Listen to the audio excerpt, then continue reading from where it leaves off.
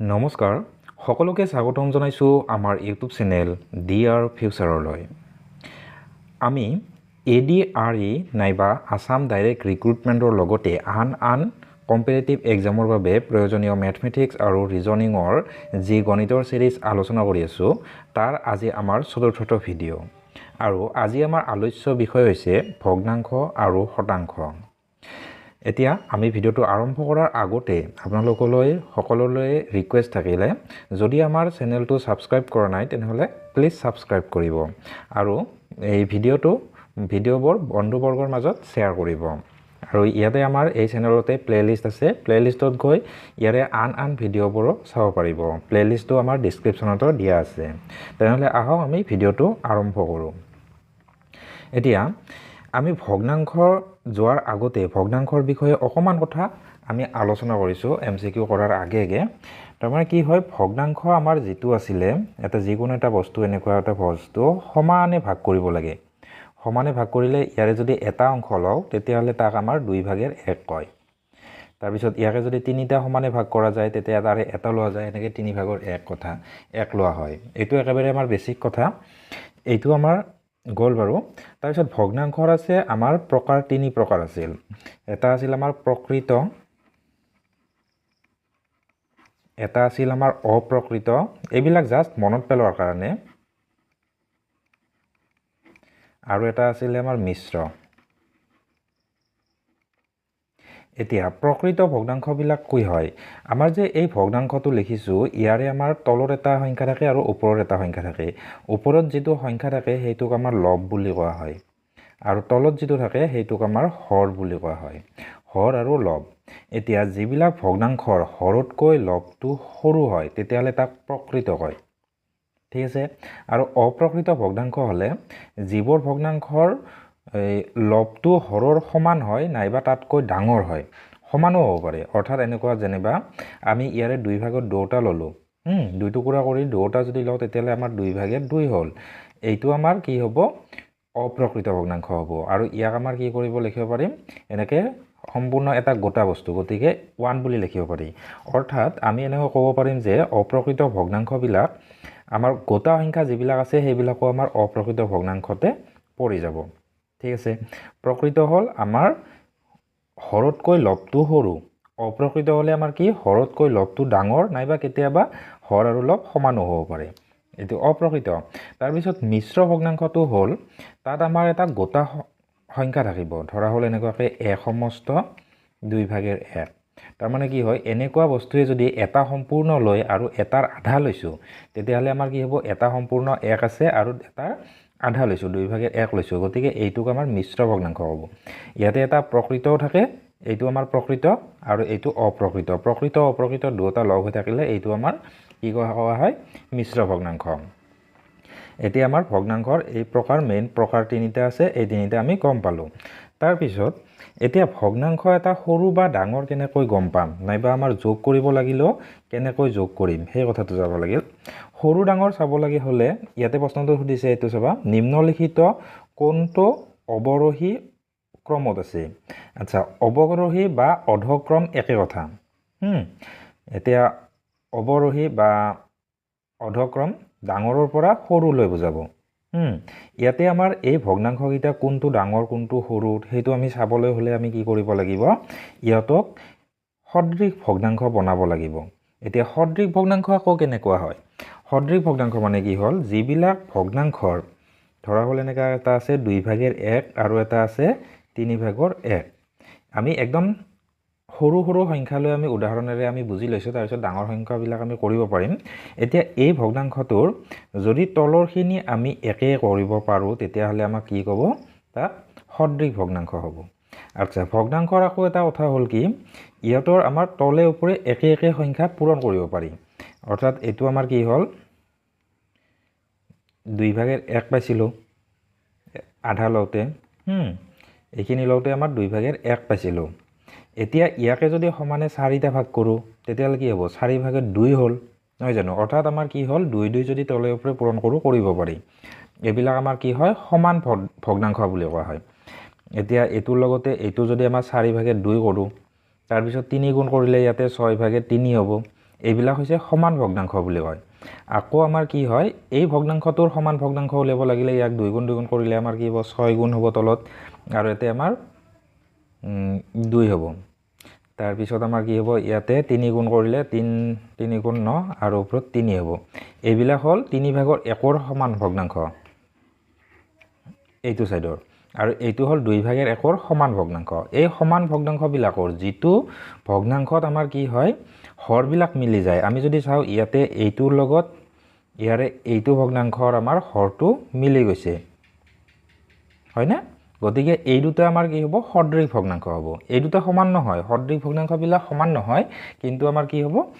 তাহাতৰ হৰ কেইটা যদি সমান হয় তেতিয়াহ'লে তাক আমি সদৃশ ক'ব পাৰো তাৰ মানে কি হ'ব এইটো 6/3 হ'ব আৰু এইটো আমাৰ 6/2 হ'ব এতিয়া আমি এই দুটাৰ আমি ডাঙৰ সৰু গম পাম এতিয়া যদি হৰ কেইটা একে থাকে ওপৰৰ লব যিটো ডাঙৰ আমাৰ সেই সংখ্যাটোৱে ডাঙৰ হ'ব অৰ্থাৎ ইয়াতে 6/3 টো এইটো ডাঙৰ আমি গম পালো আৰু ইয়াক যদি যোগ কৰিব লগা হয় এইটো আমাৰ ভগ্নাংশ দুটা চাব ধৰা হল এইটো 3/1 আছিল যোগ 2/1 আছিল তাৰ পিছত ইয়াতে আমাৰ কি কৰিলো তলত দুটাৰে আমি পূৰণ কৰিলো এইটোত আমাৰ 2 পূৰণ কৰিছো তলে ওপৰে তেতিয়া 6 হ'ব ওপৰত 2 হ'ব যোগ এইটোৰ আমাৰ কি হ'ব 3 পূৰণ কৰিছো তলে ওপৰে ইয়াতে 6 হ'ব আৰু ইয়াতে 3 হ'ব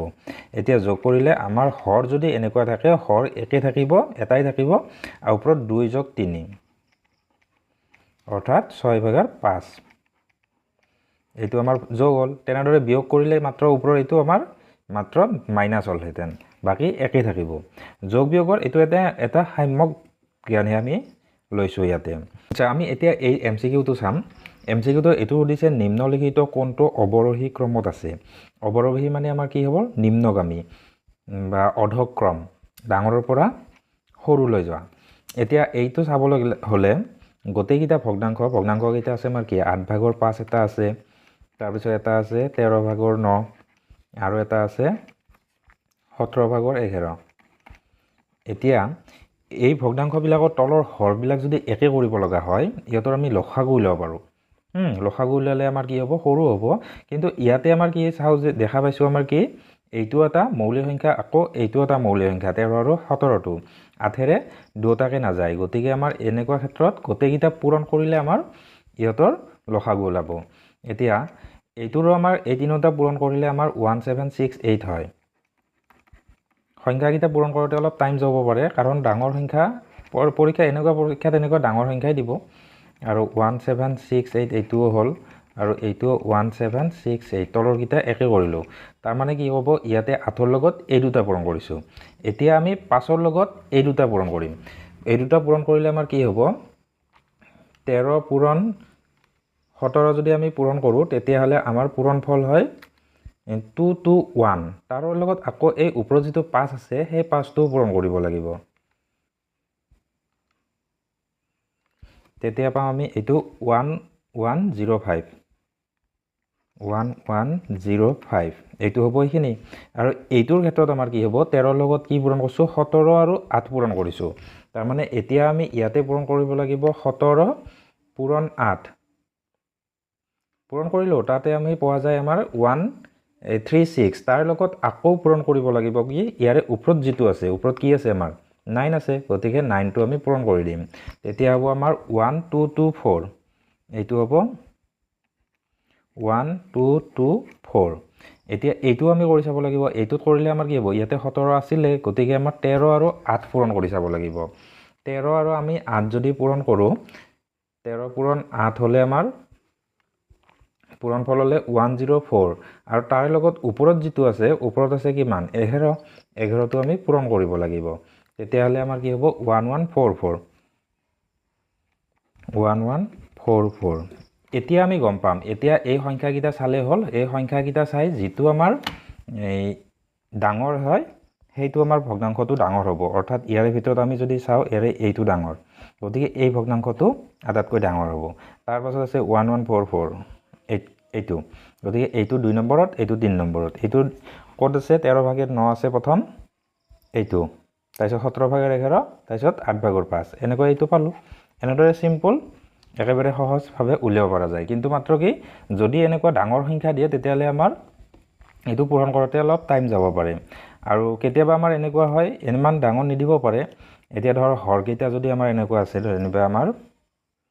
এটা আছে 15 এটা আছে 20 এটা আছে 24 এতিয়া এই ক্ষেত্ৰত ইহঁতৰ আমাৰ লসাগু উলিয়াই ল'ম গোটেইকেইটা একেলগে পূৰণ কৰিব নালাগে লসাগু এনেদৰে উলিয়াই ল'ম লসাগুৰ ভিডিঅ' আমি আগতে কৰিছোঁ অলৰেডি গতিকে তেনেদৰে আমি কৰি ল'ম কৰাৰ পাছত তেতিয়াহ'লে আমি সংখ্যাটো সিমান বেছি ডাঙৰ নহ'বও পাৰে সৰু হ'ব পাৰে এতিয়া আমি নেক্সট ভিডিঅ' এনেকৈ নেক্সট গণিতটো কৰিলে এনেদৰে আমি ক্ৰমান্বয়ে আগবাঢ়ি যাব পাৰিম এতিয়া যাবা মই যিবিলাক MCQ লৈছোঁ এই MCQ বিলাক এনেকুৱাকৈ বাছি বাছি লৈছোঁ যাতে এনে প্ৰত্যেকটো টাইপৰে কেনেকুৱা প্ৰশ্ন আহিব পাৰে প্ৰত্যেক টাইপৰে একোটা আমাৰ গণিত হৈ যায় এতিয়া ধৰা হ'ল কথা হ'ল এটা গণিতৰ ভগ্নাংশ যোগ আহি যাব পাৰে হঠাৎ আহি যাব পাৰে মই দিয়া নাই কিন্তু সেইটো একেবাৰে সহজ বুলি ধৰিলোঁ আৰু ভগ্নাংশৰ যোগ ধৰা হ'ল এনেকৈ 2 সমস্ত 7/5 এটা আছে যোগ আমাৰ সমস্ত দেই এইটো সমস্ত 7/5 আছে আকৌ এটা আছে আমাৰ 2 সমস্ত 11/2 আৰু এটা আছে আমাৰ যোগ বা আমাৰ সৰল কৰা হ'ব পাৰে ক'বাত যোগ ক'বাত বিয়োগ এনেকৈও থাকিব পাৰে এইটো অনলি 7/3 আছে এতিয়া এনেকুৱা ক্ষেত্ৰত হ'লে আমাৰ কি হ'ব প্ৰথম আমাৰ কি কাম হ'ল যিবিলাক আমাৰ মিশ্ৰ থাকে মিশ্ৰবিলাক অপ্ৰকৃতত নিব লাগিব অপ্ৰকৃতত নিবলৈ হ'লে আমাৰ কি কৰিব লাগে এইটো হ'ল এই 7 আৰু এই 7 আৰু 1 টো পূৰণ কৰিব লাগিব তাৰপিছত ওপৰতটো যোগ কৰিব লাগিব ইয়াতে আমাৰ কি হ'ব 11 আৰু 2 পূৰণ কৰিব লাগিব ওপৰতটো যোগ কৰিব লাগিব আৰু তলৰ হৰটো একে থাকে ইয়াতে 7 টো থাকিবই ওপৰত 7 × 7 7 আছে 12 12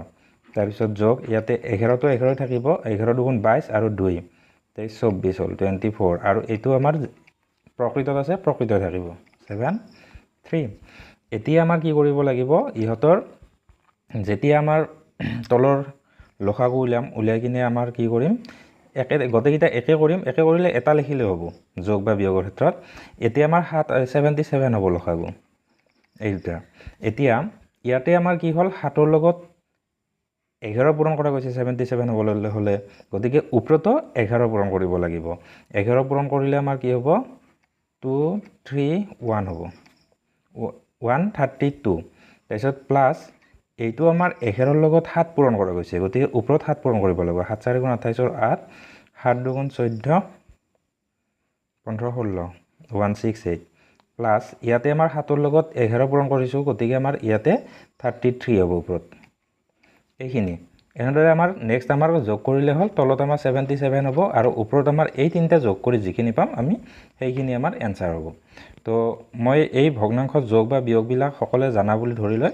বিশেষ আৰু আলোচনা নকৰিলোঁ এতিয়া আমাৰ আহাৰ পৰীক্ষাত অৱশ্যে এনেকুৱা ভগ্নাংশ যোগ বা বিয়োগ ডাইৰেক্ট আহাটো সম্ভাৱনা খুব কমেই আছে কিন্তু কোনোবা এটা গণিতৰ মাজত হয়তো আমাৰ সেইবিলাক যোগ বিয়োগ কৰিব লাগিব পাৰে গতিকে শিকি ল'ব এতিয়া এনেকুৱা এটা আহিব পাৰে এতিয়া 0.88 ... তাৰ মানে এনেকুৱা আহি আছে আমি আগতে পাইছিলোঁ প্ৰথম ভিডিঅ'টোত পাইছিলোঁ পৌনঃপৌনিক আৰু ভগ্নাংশ দুই প্ৰকাৰ আছিলে এটা আছিল আমাৰ কি সাৱধি আৰু নিৰৱধি সাৱধি মানে শেষ হোৱা নিৰৱধি মানে এনেকুৱাকৈ আহি থাকিব হয় মানে ওলাই থাকিব 8888 শেষ নাই কেতিয়াও এনেদৰে ওলাই থাকিব আৰু এইটো আমাৰ কি কৰিব লাগে সাৱধি নিৰৱধিৰ আকৌ দুই প্ৰকাৰ আছিল এটা আছিল পৌনঃপৌনিক এটা আছিল অপৌনঃপৌনিক এইটো আমাৰ এনেদৰে থাকিলে আমাৰ যদি একে একে আহি থাকে তে পৌনঃপৌনিক হয় আৰু যদি বেলেগ বেলেগ আহি থাকে অপৌনঃপৌনিক পৌনঃপৌনিক হ'লে সেইটো পৰিমেয় আছিল গতিকে পৰিমেয়টো আমাৰ p/q আৰ্হিত লিখিব পাৰি গতিকে আমাৰ কিটো ভগ্নাংশ ৰূপত লিখিব পাৰিম এতিয়া আমি ধৰা হ'ল x = আমাৰ 0.88 ধৰিলো ডট আছে এতিয়া দুপিনে যদি আমি 10 10 পূৰণ কৰি দিওঁ 10x হ'ব ইফালে আৰু এইফালে 10 এটা পূৰণ কৰিলে কি হ'ব ভগ্নাংশটো এই দশমিকটো অলপ এইফালে যাব তেতিয়াহ'লে কি হ'ব 8.88 আহি থাকিব তাৰ মানে তৃতীয়টো আত আহি আছে গতিকে সেইফালৰ আতবিলাক এনেকৈ থাকিবই এতিয়া আমি যদি 1 নম্বৰ 2 নম্বৰ আমি কৰোঁ কিন্তু নকৰাকৈও যদি এনেকৈ ভাবোঁ আমাৰ তলতটোৰ পৰা ওপৰতটো বিয়োগ কৰিছোঁ এনেদৰে যদি ভাবোঁ তেতিয়াহ'লে আমাৰ কি হ'ব 10x ৰ পৰা x বিয়োগ কৰিলে আমাৰ কি থাকিলে 9x থাকিলে আৰু এইপিনে কি হ'ব আমি এইপিনৰ পৰা যদি বিয়োগ কৰি আহি থাকোঁ এইফালে 8ৰ পৰা 8 বিয়োগ হ'লে 0 হ'ল 8ৰ পৰা 8 0 হ'ব এনেকুৱা 8ৰ পৰা আমাৰ বিয়োগ হ'ব 0 0 হ'ব বিয়োগ কৰিলে এনেকুৱা সববিলাক 0 হ'ল কিন্তু এইটোৰ পৰা 0 থাকিলে এইটো 8 থাকিব অকল এইটো থাকিব বাকিকেইটা গোটেইবিলাক নোহোৱা হ'ল তাৰপিছত নেক্সট আমাৰ 9 টো হিফালে গ'লে x = কি হ'ব 8/9 তো আমাৰ এইটো হ'ল এনসাৰ এনেকুৱাকৈ আমি কৰিব পাৰিম এনেকুৱা নেদি আমাৰ বেলেগো দিব পাৰে যদি আমাৰ এনেকুৱা এটা সংখ্যা দিছে আমাৰ কি হ'ব 27.2727 তাৰ মানে ইয়াতে 2727 আহি আছে যদি এনেকুৱা হয় তেতিয়াহ'লে আমাৰ কি কৰিব লাগিব ইয়াতে যে 10 পূৰণ কৰিছিলো ইয়াতে আমাৰ এনেকুৱা আহিলে 100 পূৰণ কৰি দিম 100 পূৰণ কৰিলে আমাৰ কি হ'ব চাবা নেক্সট আমাৰ 100 পূৰণ কৰিলে আমাৰ কি হ'ব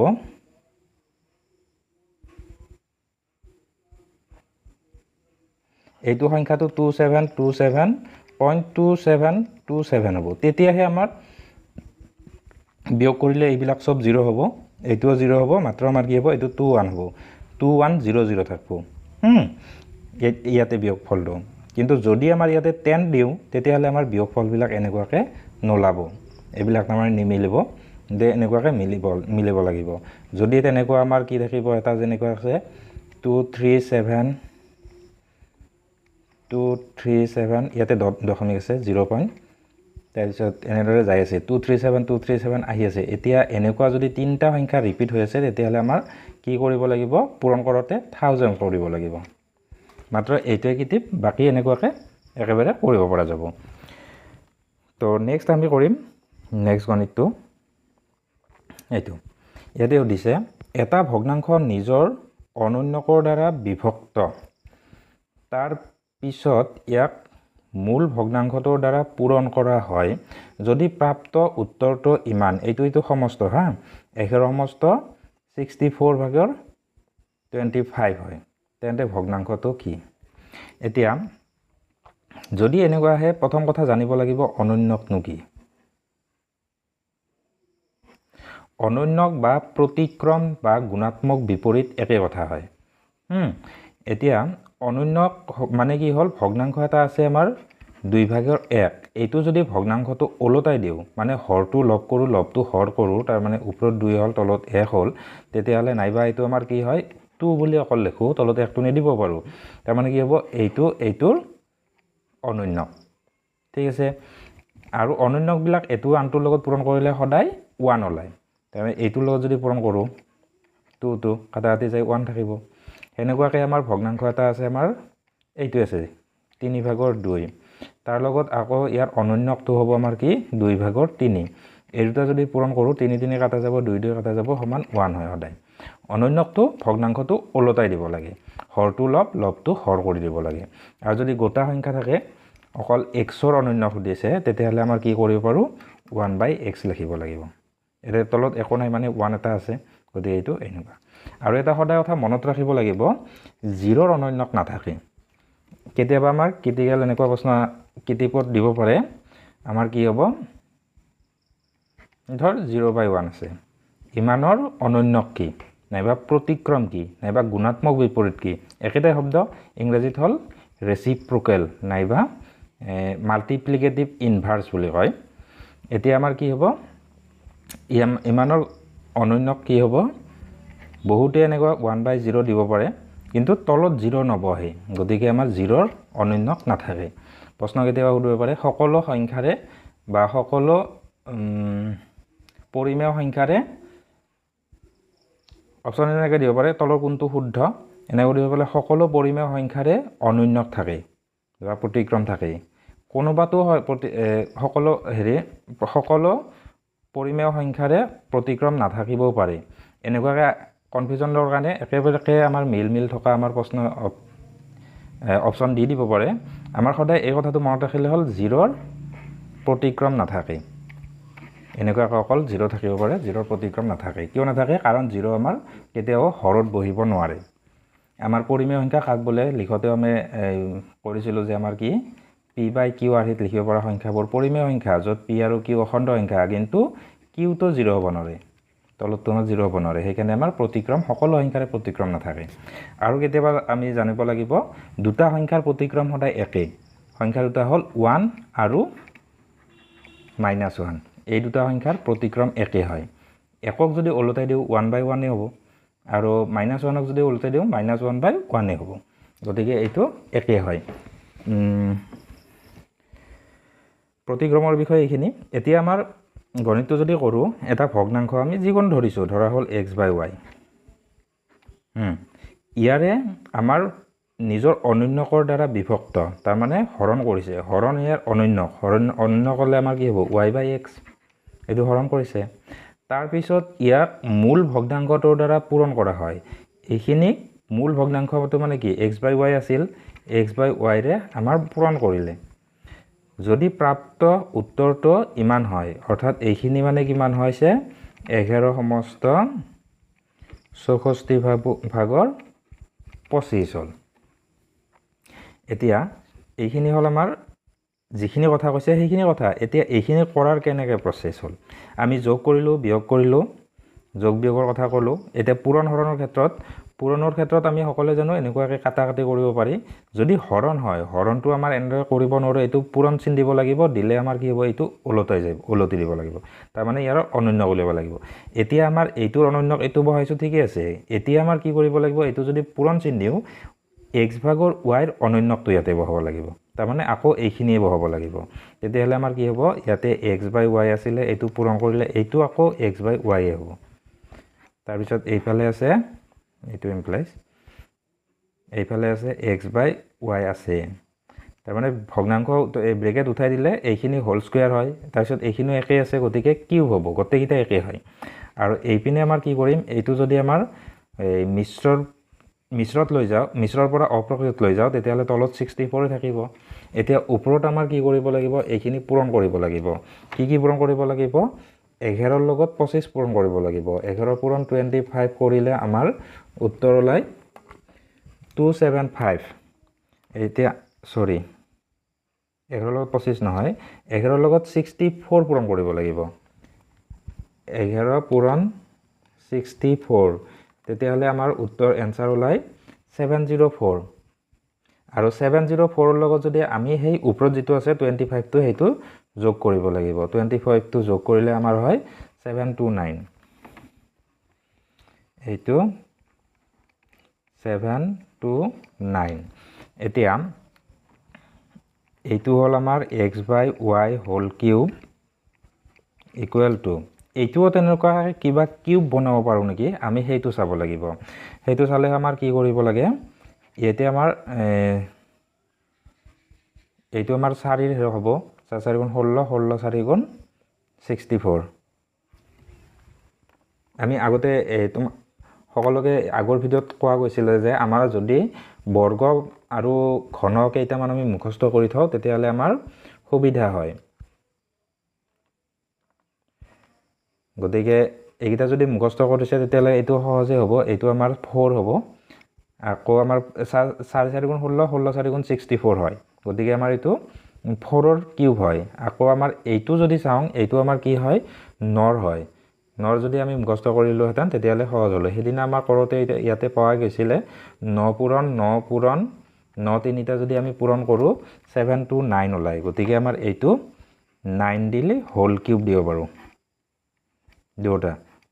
এতিয়া আমাৰ এই কিউব কাটা যায় x/y = 9/4 হয় গতিকে আমাৰ এনসাৰটো যিটো ভগ্নাংশ হয় 9/4 এইটো এনসাৰ আৰু ওপৰখিনি কৰোতে যদি আমাৰ কেতিয়াবা টাইম লাগে এনেকুৱাকৈ কিছুমান প্ৰশ্নত এনেকুৱাকৈ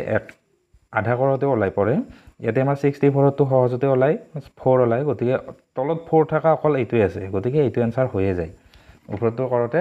কনফাৰ্ম হোৱাৰ কাৰণেও এইটো 9 তিনিটা পূৰণ কৰি দিলে হ'ল ইয়াৰ ডাইৰেক্ট যদি আমাৰ উলিয়াওতে টাইম যায়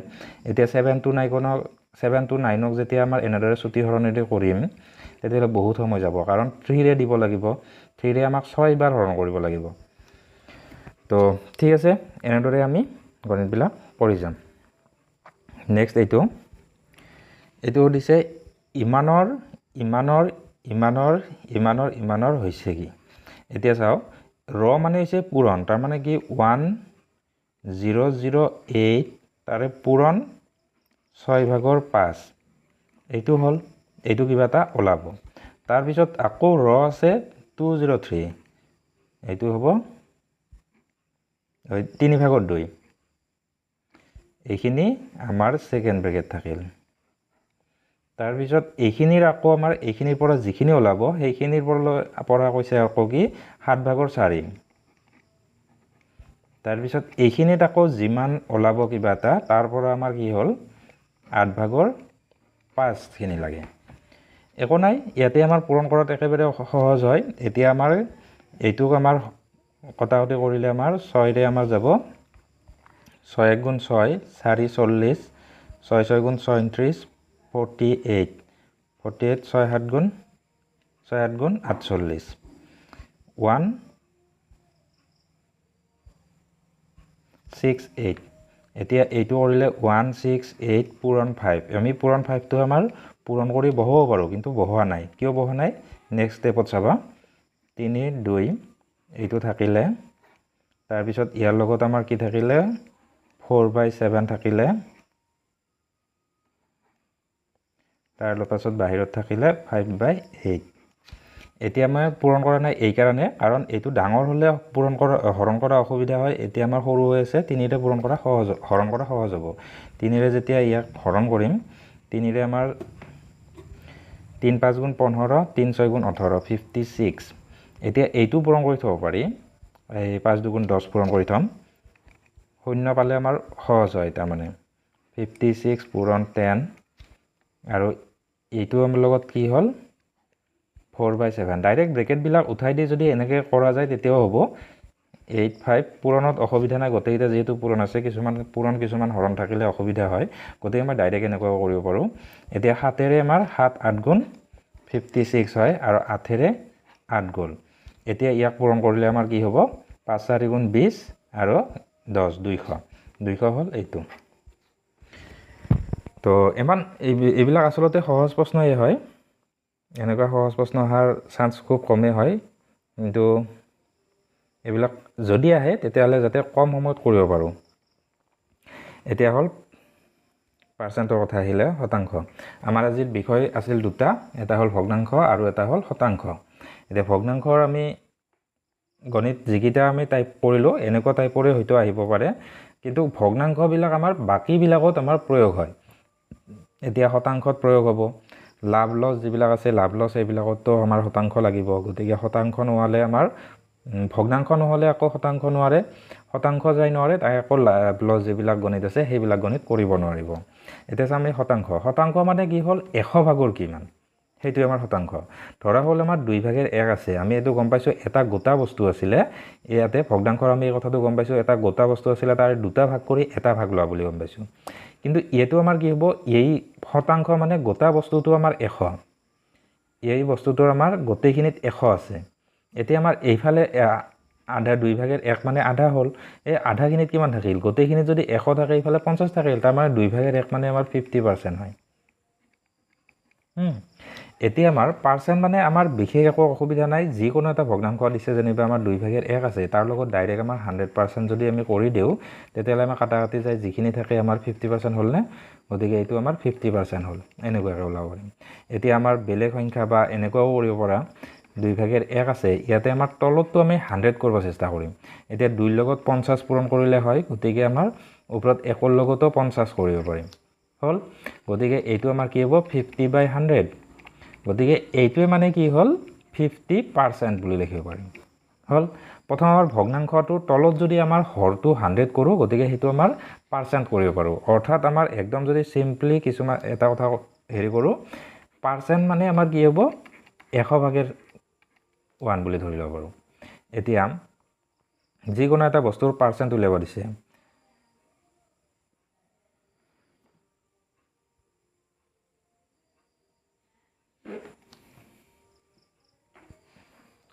আচ্ছা ধৰা হ'ল এইটো 7/1 আছে, ইয়াৰ পাৰ্চেণ্ট উলিয়াব লাগে। পাৰ্চেণ্ট মানে ডাইৰেক্ট ইয়াতে 100% 100 দি কিনে পাৰ্চেণ্ট দি দিলে হ'ল। ইয়াতে 7ৰে কাটাকাটি কৰি যিখিনি পাওঁ আমি সেইখিনিয়ে হ'ব। 7ৰে আমাক 7 একবাৰ যায়, 10ক 7 একবাৰ গ'ল, 30 হ'ল, 30ক 7 4 × 28, 14.2 কিবা কিবি ওলাই থাকিব, ইমান পাৰ্চেণ্ট। এতিয়া এইটো হ'ল আমাৰ শতাংশ। এতিয়া আমাৰ বাকীখিনি প্ৰশ্নবিলাক আলোচনা কৰিলে আমি ভালদৰে বুজি পাম। প্ৰথম প্ৰশ্নটো সুধিছে ৰমেশৰ দৰমহা 10% হ্ৰাস কৰা হৈছিল আৰু তাৰ পিছত হ্ৰাস কৰা দৰমহা 10% বৃদ্ধি কৰা হৈছিল তেওঁৰ চূড়ান্ত ক্ষতি কি আছিল এতিয়া চাও দেখাত আমাৰ এনেকুৱা হয় এটা বস্তুৰ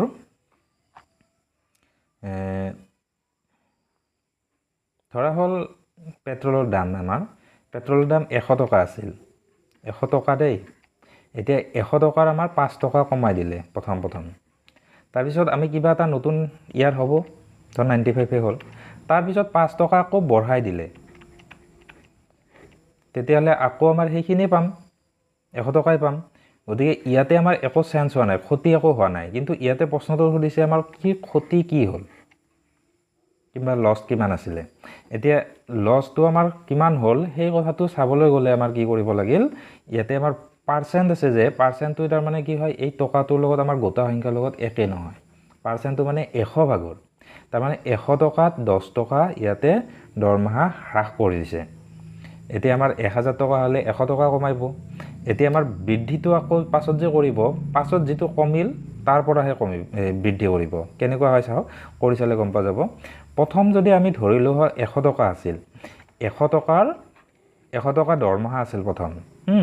তাৰ পিছত 10% হ্ৰাস কৰিছে গতিকে 100 টকাত 10 টকা কমিছে এতিয়া আমাৰ কি হ'ল নতুন দৰমহা হ'ল হ্ৰাস কৰাৰ পাছত 10% হ্ৰাস কৰাৰ পাছত নতুন দৰমহা হ'ব আমাৰ কিমান হ'ব 90 টকা হ'ব ঠিক আছে এতিয়া যে বৃদ্ধি কৰিব 10% হেতু আমাৰ বৃদ্ধিটো ক'ৰ পৰা হ'ব এই 90 টকাৰ পৰা বৃদ্ধি হ'ব ঠিক আছে নেক্সট আমাৰ দ্বিতীয় কন্ডিশনত কি কৈছে বৃদ্ধি কৰাটো 100 টকাত বৃদ্ধি কৰে 10 টকা হল এতিয়া আমি 90 টকাৰ উলিয়াব লাগিব 1 টকাত বৃদ্ধি কৰিব কিমান টকা 10 ভাগৰ আমাৰ কি হ'ব 100 হ'ব আকৌ আমাৰ 90 টকাত যদি হুদে 90 টকাৰ বৃদ্ধি হ'ব আমাৰ কিমান 10/100 into 90 তাৰ মানে কি হ'ল কাটাকাটি এতে 0 কাটিলো এই 9 টকাটোহে বৃদ্ধি হ'ল ঠিক আছে প্ৰথমতে হ্ৰাস কৰতে ঠিকে আছিল 10 টকাই আমাৰ হ্ৰাস হৈছিল কিন্তু এতে আমাৰ পেছৰ বাৰ বৃদ্ধি কৰতে 9 টকাহে বৃদ্ধি হ'ল এতিয়া 9 টকা বৃদ্ধি হৈছিল এতিয়া মূল প্ৰথম আমাৰ দাম কিমান আছিল এই কি আছিল দৰমহা প্ৰথম দৰমহা আছিল 100 টকা 100 টকাৰ ভিতৰত আমাৰ লছ হ'ল কিমান টকা 1 টকা 10 টকা কমি 9 টকা বঢ়াই দিয়া হেন হ'ল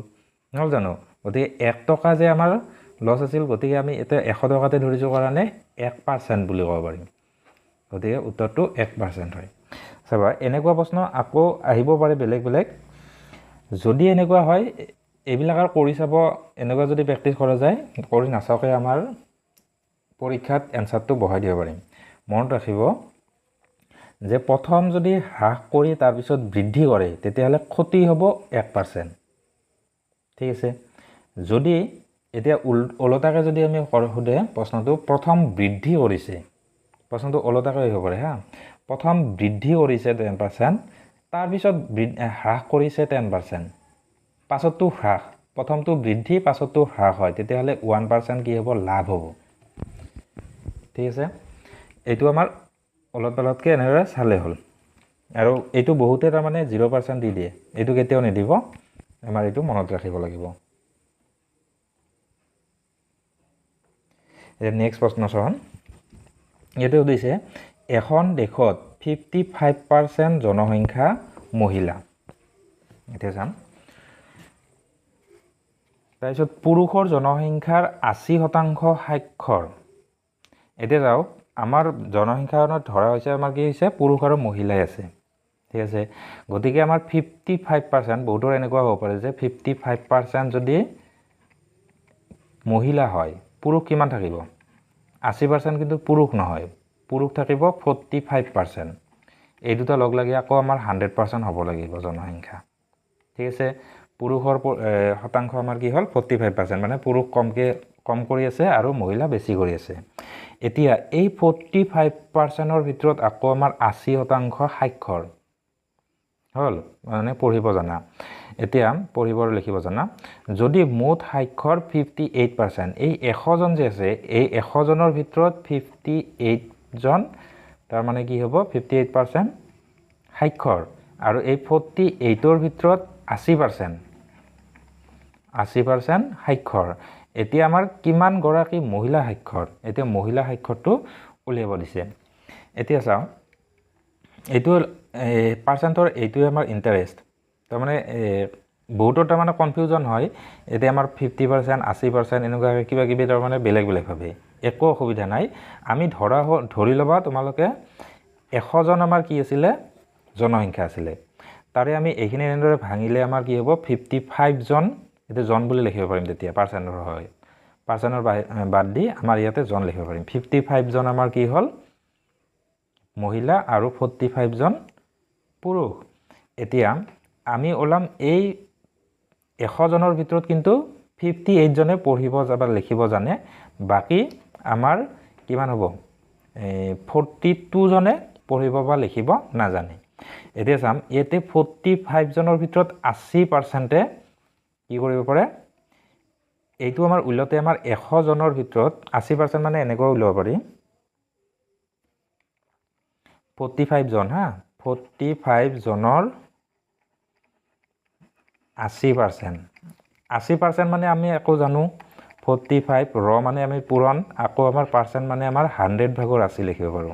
গতিকে এইটো আমি এনেদৰে উলিয়াব পাৰো গতিকে ইয়াতে আমাৰ শূন্য শূন্য কাটিলো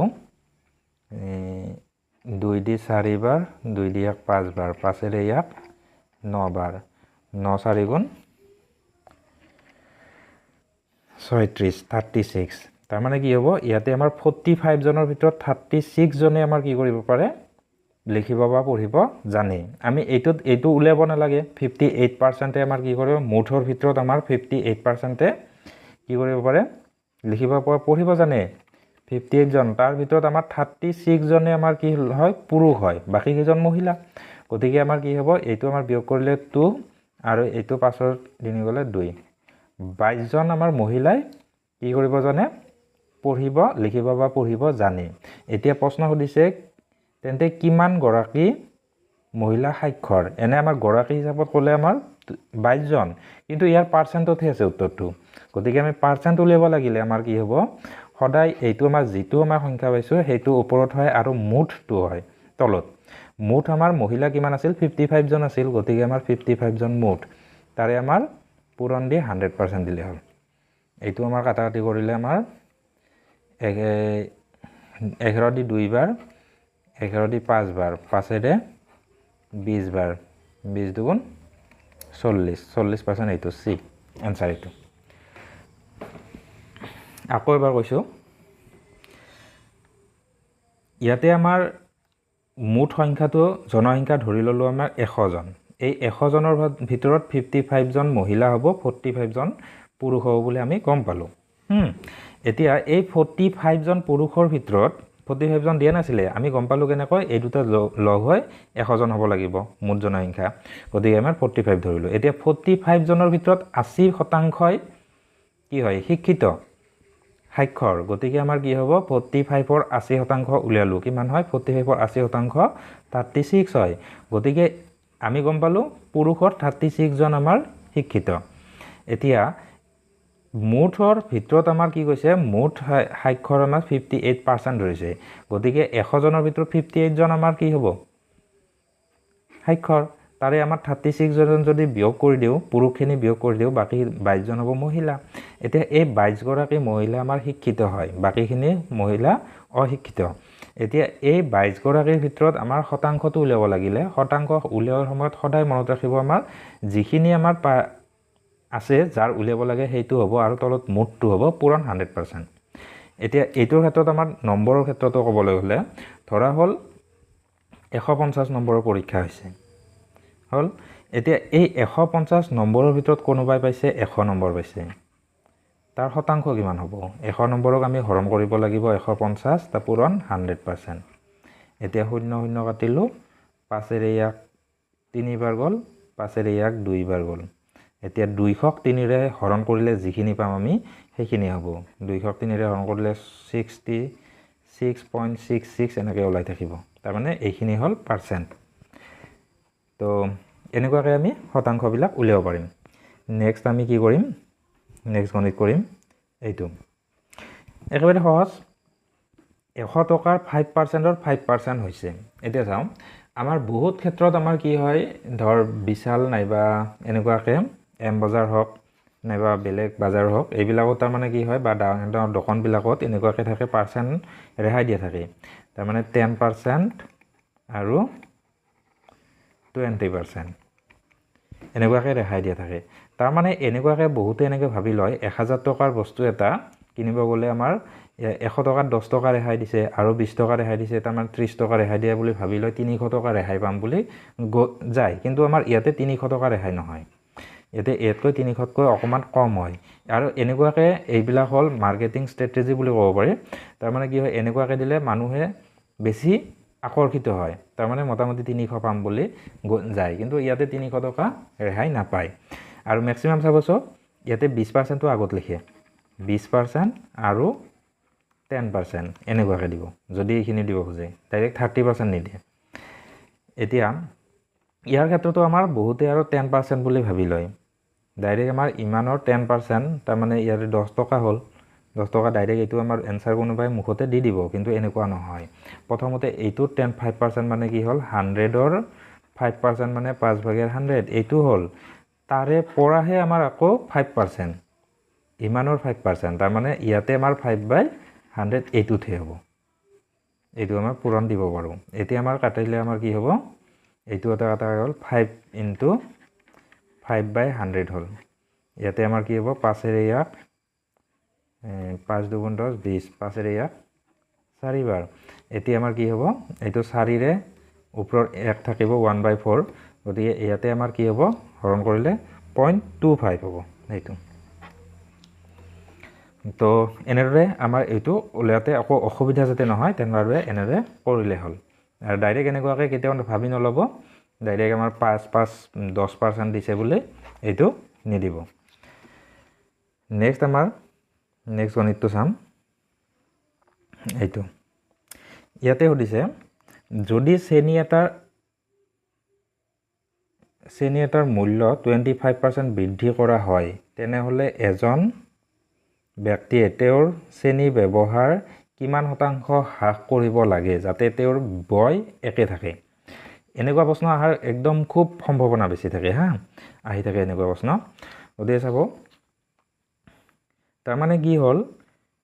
শ্ৰেণীৰ দাম বাঢ়িলে ধৰা হ'ল শ্ৰেণীৰ প্ৰথম দাম আছিল 100 টকা সিমান আৰু ফৰ্মেলিটি মেইনটেইন কৰি বহুত ভালদৰে লিখা নাই এনে ধৰি ল'লে হ'ল ধৰা হ'ল আমাৰ শ্ৰেণীৰ দাম আছিল 100 টকা 1 কেজি 1 কেজি শ্ৰেণীৰ দাম 100 টকা এতিয়া 100 টকা দি 1 কেজি প্ৰত্যেক মানুহজনে তাৰমানে কিনি আনে এইখিনি এমাহত বুলি ধৰিলোঁ এমাহত তাৰমানে 1 কেজি চেনি আনে 100 টকা খৰচ কৰে এতিয়া ইয়াৰ চেনিৰ দাম বাঢ়িল 25% মানে 100 টকাত 25 টকা বাঢ়িলে তাৰমানে ইয়াতে 25 টকা বাঢ়িলে আমাৰ কি হ'ব 125 টকা হ'ব 125 টকা হ'ল এতিয়া এই মানুহজনে তাৰমানে কি হ'ব এক মাহত তাৰমানে এবাৰ 1 কেজি চেনি নানে 100 টকাৰ চেনি দিয়ক বুলি ক'ব দোকানত 100 টকাৰ চেনিত তাৰমানে কিমানখিনি চেনি পাব আমাৰ সেইখিনি উলিয়াব লাগে এতিয়া যিখিনি আমাৰ চেনি কম পাব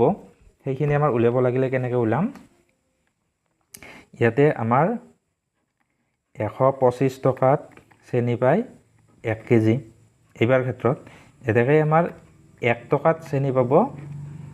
1/125 ইমান টকা কেজি তাৰপিছত কি হ'ব 100 টকাত কিনিব মানুহজনে আগতেও 100 টকাত কিনিছিল গতিকে এইবাৰো 100 টকাত কিনিব তাৰ বাবে আমাৰ এইখিনি হ'ব 125 1 পূৰণ 100 ইমান কেজি কিনিব এতিয়া ইয়াতে আমাৰ কটাকটি কৰিলে আমাৰ কি হ'ব 25 ইয়াক যাব 5 বাৰ 25 ইয়াক যাব 4 বাৰ 4/5 এতিয়া 4/5 কেজি 5/4 কেজি ইমান কেজি চেনি আনিব এতিয়া প্ৰশ্নটো হ'ল ইয়াতে সুধিছে আমাৰ কি কৰিব তেওঁ চেনি ব্যৱহাৰ কিমান শতাংশ হ্ৰাস কৰিব এতিয়া হ্ৰাস কিমান হ'ল এতিয়া 1 কেজি কিনিছিলে তাৰ পৰা নতুনকৈ এইখিনি কিনিলে গতিকে 1ৰ পৰা যদি এইখিনি বিয়োগ কৰোঁ তেতিয়াহ'লে এইখিনি এতিয়া কমাখিনি হ'ব গতিকে ইয়াতে কমিলে আমাৰ কি হ'ব এইখিনি বিয়োগ কৰিলে আমাৰ 5/1 থাকিব এতিয়া 5/1 অংশ হ্ৰাস হ'ল এইটোৰ আমাৰ শতাংশ যেতিয়া উলিয়াব শতাংশ ইয়াতে ডাইৰেক্ট 100% কৰি দিলে আমাৰ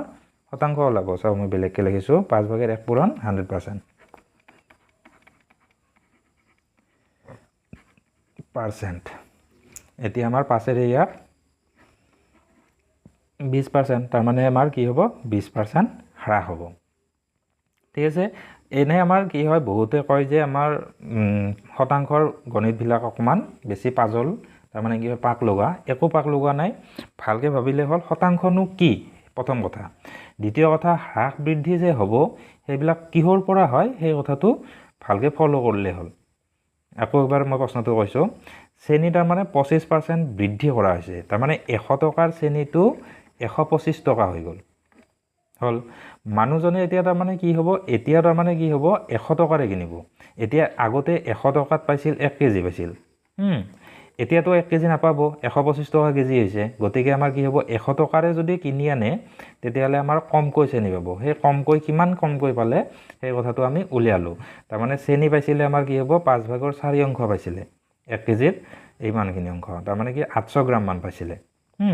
এতিয়া কিমান কমালটো আমাৰ কি হ'ব 5/1 অংশ তাৰমানে 200 গ্ৰাম কম পাইছে চেনি 800 গ্ৰাম আনিছে গতিকে 200 গ্ৰাম কম পালে গতিকে এইখিনি আকৌ পাৰ্চেণ্ট উলিয়াব লাগে এইখিনিৰ পাৰ্চেণ্ট আমাৰ ডাইৰেক্ট 100%ৰে পূৰণ কৰি দিলে হ'ল এইখিনি পাৰ্চেণ্ট ওলাই গ'ল গতিকে সেইটো আমাৰ এনেকুৱা নেক্সট আমাৰ নেক্সট গণিত কৰিলে চাবা আচ্ছা এইটো প্ৰশ্ন চাবা ইয়াতে সুধিছে যদি গাখীৰৰ মূল্য পানীতকৈ 15% অধিক হয় তেন্তে পানীৰ মূল্য গাখীৰতকৈ কিমান শতাংশ কম হ'ব এতিয়া চাও যদি তাৰমানে কি হয় গাখীৰৰ মূল্য ধৰা হ'ল পানীৰ মূল্য 100 টকা পানীৰ মূল্য 100 টকা হ'লে 100 টকাৰ 15% হ'লে আমাৰ 15 টকা হ'ব গতিকে 115 টকা আমাৰ কি হ'ব গাখীৰৰ মূল্য হ'ব ঠিক আছে এইটো ওয়াটাৰৰ মূল্য হ'লে এইটো মিল্কৰ মূল্য হ'ব 115 টকা এতিয়া প্ৰশ্ন সুধিছে আমাৰ কি হ'ব পানীৰ মূল্য গাখীৰতকৈ কিমান শতাংশ কম হয় এতিয়া ইয়াতে যদি আমাৰ 100 টকা হয় তেতিয়াহ'লে ইয়াতে কিমান টকা হ'ব সেইটো কথা ওলাব আমাৰ সেইটো কথা উলিয়াবলৈ হ'লে আমাৰ কি কৰিব লাগিব ইয়াতে আমাৰ ডাইৰেক্ট পাৰ্চেণ্টটো উলিয়াব নলাব এনেকৈ উলিয়া 115 টকাৰ গাখীৰৰ দাম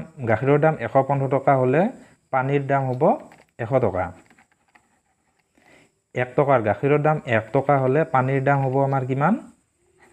100/115 এইটো কাটাকাটি কৰিব পাৰি নেক্সট কৰিম আমি এতিয়া 100 টকাৰ উলিয়া গাখীৰৰ দাম 100 টকা হ'লে পানীৰ দাম হ'ব 115 ওপৰত 100 পূৰণ 100 এতিয়া আমাৰ 5ৰে ইয়াক 2 0 20 বাজায় 5ৰে ইয়াক এয়া কিমান হ'ব 5 2 10 5 3 15 23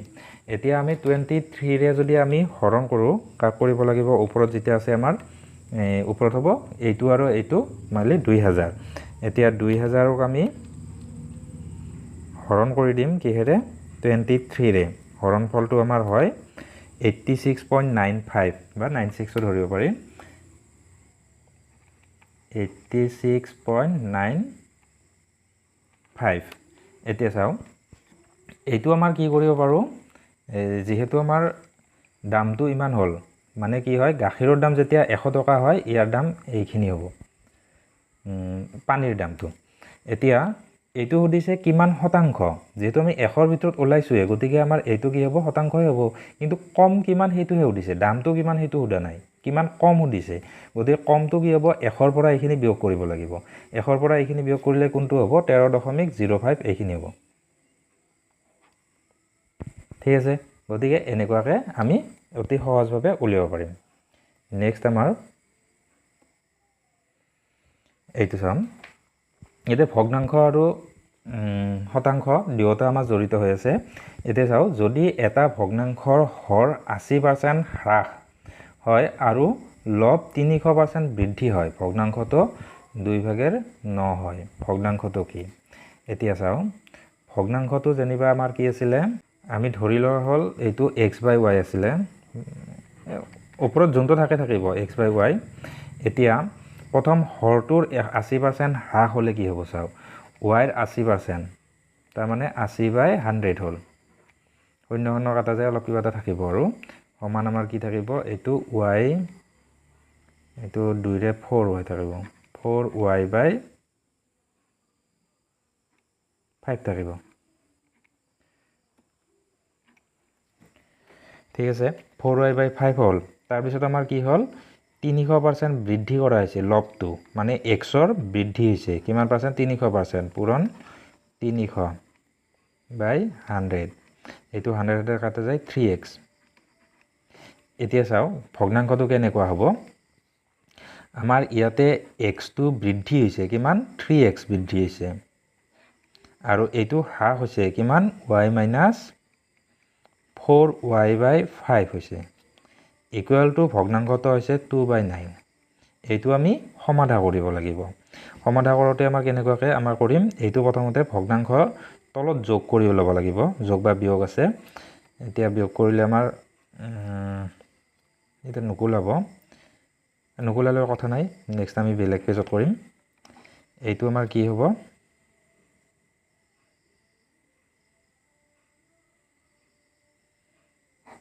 ওপৰত 3x to 4x হল আৰু তলত আমাৰ কি হ'ব 5 টো ইয়াৰ লসাগু হ'ব আৰু ওপৰত যোগ কৰিলে আমাৰ এইটো 5y মাইনাস এইটো আমাৰ কিমান আছিল 4y আছিল গতিকে 5y ৰ পৰা 4y বিয়োগ কৰিলে অকল y থাকিব ইকুৱেল টু 2/9 হল এতিয়া চাও আমাৰ ইয়াতে এইপিনে x/y খিনি ৰাখিম আমি বাকি হেইফালে বাকি বিলাক লৈ যাম এতিয়া 5 টো আমাৰ কি কৰিব প্ৰথম আমাৰ কি হ'ব ইয়াতে ওপৰত পূৰণ হ'ব ওপৰত পূৰণ হলে আমাৰ কি হ'ব 5 4 গুণ 20x/y ইকুৱেল টু 2/9 এতিয়া 22 হিপিৰে নিলে x/y ইকুৱেল টু 20 টো ইফালে পূৰণ কৰিলে 9 2 18 180/2 হ'ব এইটো কাটা কাটি কৰিলে 2/90 হৈছে তো গতিকে এইটো কাটিলে আমাৰ কি হ'ব 1/90 এইটো c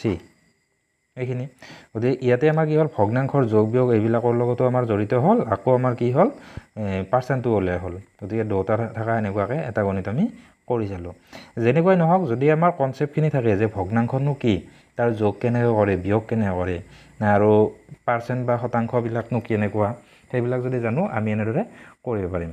তো আমাৰ আজি ভিডিওটো এইখিনি আছিল হেকলৈ চোৱাৰ কাৰণে বহুত বহুত ধন্যবাদ আকৌ এবাৰ অনুৰোধ থাকিল যদি আমাৰ চেনেলটো সাবস্ক্ৰাইব কৰা নাই তেনেহলে প্লিজ সাবস্ক্ৰাইব কৰিব আৰু বন্ধুবৰ্গৰ মাজলৈ ভিডিওবোৰ শ্বেয়াৰ কৰিব থ্যাংক ইউ